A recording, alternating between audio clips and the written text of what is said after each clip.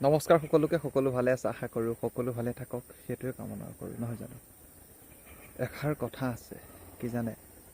বোলে দুখ আছে কাৰণেহে সুখৰ মূল্য আছে, আৰু সুখ আছে কাৰণেহে দুখৰ মূল্য আছে।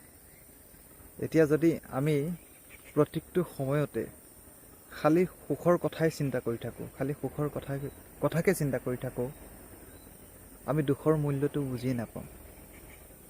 আমি দুখৰ মূল্যটো তেতিয়া গম পাম যেতিয়া আমাৰ জীৱনত দুখ আহিব, আমি কষ্ট কৰিব লাগিব, তেতিয়া আমি দুখৰ মূল্যটোহে বুজি পাম।